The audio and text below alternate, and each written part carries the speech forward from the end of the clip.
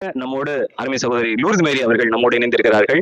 இதோ இந்த 3 நாட்கள் திருவிழாவை பற்றி ஒரு சில வார்த்தைகள் நம்மோடு உறவாட இருக்கிறார்கள். சகோதரியிடம் நாம் கேட்போம். நாங்க கணபதி நகர்ல இருக்கோம்.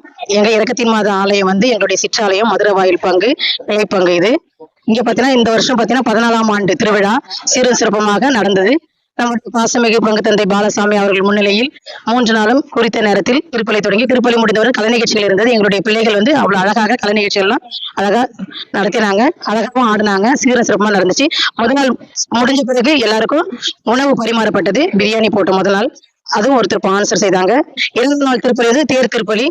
பவனி வந்து மழை கொஞ்சம் இருந்தாலும் கூட ஆனாலும் எந்த பாதிப்பும் இல்லாமல் அன்னை மரியால் நல்லபடியாக அந்த தேர் திருவிழாவையும் நல்லபடியாக நடத்தி கொடுத்தாங்க.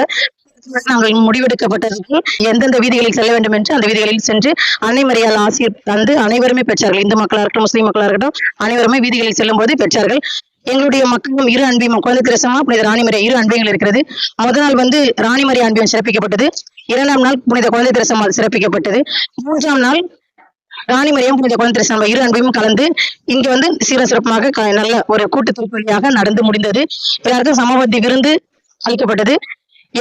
வருஷத்துக்கு இது எல்லா மக்களுமே வந்து இங்க சாப்பிடுறதுக்கு வந்து சாப்பிடுவாங்க. இங்க அன்னை மரியாதை தேடி ஒவ்வொருத்தரும் வராங்க. ஒவ்வொரு முறையும் ஒரு அதிசயம் நடக்கும். நிறைய நாங்க வாரம் வாரம் இங்க வந்து பாத்தீங்கன்னா எவ்ரி திங்கக்கிழமை 6:30 மணிக்கு ஜெபமாலை இருக்கும், 7 மணிக்கு திருப்பலி இருக்கும். திருப்பலியை எல்லாருமே கலந்துக்குவாங்க. மாசத்துல 4வது சனிக்கிழமை இங்க ஒரு மணி நேரம் ஜெபம் நடத்தப்படும். அந்த ஜெபத்தில் பாத்தீங்கன்னா நிறைய கருத்துக்களுக்காக நாங்கள் ஜெபிப்போம். அந்த கருத்துக்களுக்காக ஜெபித்து எத்தனையோ சாட்சிகள் இங்க சொல்லப்பட்டிருக்கிறது, எத்தனையோ புதுமைகள் பரிமாறப்பட்டிருக்கிறது. இந்த அன்னையை தேடி வந்தவங்க யாருமே வெறுமையா போனதில்லை. எத்தனை பேருக்கு குழந்தை பாக்கியில் அதவங்களுக்கு குழந்தை செல்வத்தை கொடுத்துருக்காங்க, நோயால் பாதிக்கப்பட்டவங்களை உடல் நோயிலிருந்து விடுதலை கொடுத்துருக்காங்க. அந்த மாதிரி பாத்தீங்கன்னா ரொம்ப முடியாம இருந்த போன வருஷம் கூட எங்களுடைய சகோதரர் ஒருத்தருக்கு ரொம்ப முடியாம போன திருவிழாக்கெல்லாம் கலந்து கொள்ள முடியாம ஐசியூல சீரியஸா இருந்தப்போ இந்த அவங்க ஆசீர்வாதமா இங்க வந்து கலந்துக்கிட்டு அவங்க வந்து நன்றி சொல்லி சாட்சி சொல்லிட்டாங்க. ஜபத்துல அதாவது 4வது சனிக்கிழமை சாட்சி சொல்றாங்க.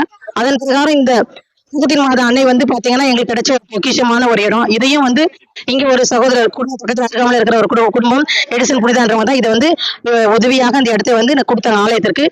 எத்தனையோ இந்து மக்கள் இந்த ஆலயத்தை தேடி டெய்லி வருவாங்க. டெய்லி வந்து ஜெபம் பண்றதா இருக்கட்டும், வேண்டுதல் வைக்கிறதா இருக்கட்டும், அவருடைய கட்டளா இருக்கட்டும், ஜெபங்கள்லாம் அன்னை மரியாதை வச்சுட்டு போவாங்க. அடுத்தது வந்து நன்றி சொல்லுவாங்க. இந்த 3 நாளும் பாத்தீங்கன்னா ஆலயம் திறந்துதான் இருந்துச்சு. இங்க டெக்கரேஷன் பண்ற நேரத்துல யார் யாருன்னே தெரியாது வந்து அவ்வளவு அருமையா வந்து உட்காந்து அன்னை மரியாதை மன்றாடி ஜெபிச்சுட்டு போனதை நாங்க கண்ணால பார்த்தோம். இது வந்து 2 அன்பியத்திலையும் ஒற்றுமையோடும் எல்லாருமே நல்லா சிறப்பாக செய்யறாங்க. இதுக்கு நிறைய மக்களும் ஒத்துழைச்சிருக்காங்க. மிக்க நன்றி அவர்களுக்கும். எனக்கும் அன்னை மரியாள் வந்து எப்பயுமே வந்து அருகாமையிலே தான் இருப்பாங்க. எந்த கஷ்டம் இருந்தாலும் சரி நான் இந்த மாதாட்ட தான் சொல்லுவேன். அவங்க தான் என்ன இந்நாள் வரை வழிநடத்தி வராங்க. மரிய வாழ்க, இயேசுக்கே புகழ். சகோதரி லூர்து மேரி அவர்களுக்கு வாழ்த்துக்கள். நன்றி. இயேசுவுக்கே புகழ். மரிய வாழ்க.